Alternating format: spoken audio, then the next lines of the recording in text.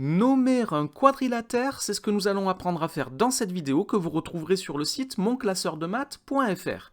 Et nous allons commencer par rappeler ce qu'est un quadrilatère. Un quadrilatère est un polygone qui possède 4 côtés, en voici un par exemple, et un quadrilatère possède donc 4 côtés, mais aussi 4 sommets. Ce sont des points, ce sont les points qui sont à l'extrémité de chacun de ces côtés.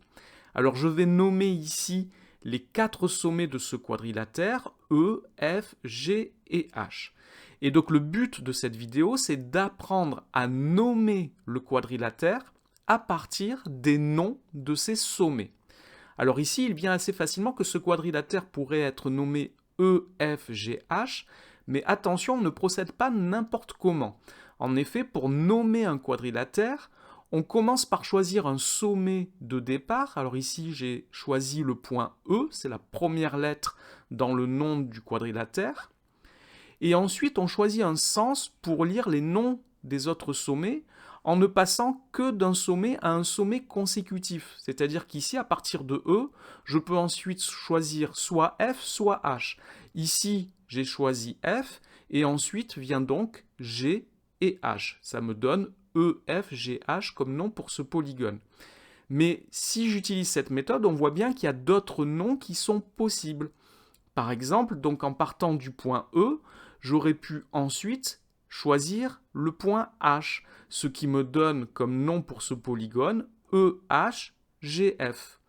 Et si au lieu de commencer au point E, j'avais commencé au point F, j'aurais pu me diriger ensuite vers G, et ce qui me donne F, G, H, E. Et si j'étais parti dans l'autre sens, ça me donne F, E, H, G. J'aurais pu aussi commencer à partir de G, en allant ensuite vers H, ce qui me donne G, H, E, F comme nom pour ce polygone. Et si à partir de G, je suis avec la lettre F, ça me donne G, F, E, H comme nom de polygone. Et enfin, on peut commencer par le sommet H. En allant vers la lettre E, ça donne H, E, F, G. Et dans l'autre sens, cela donne H, G, F, E. Là, j'ai fait le tour. Donc, à partir de chaque sommet, il y a 2 directions qui sont possibles, ce qui fait que pour un quadrilatère, il y a 8 noms qui sont possibles. Et évidemment, ils désignent tous le même quadrilatère, et ça, il faut le savoir.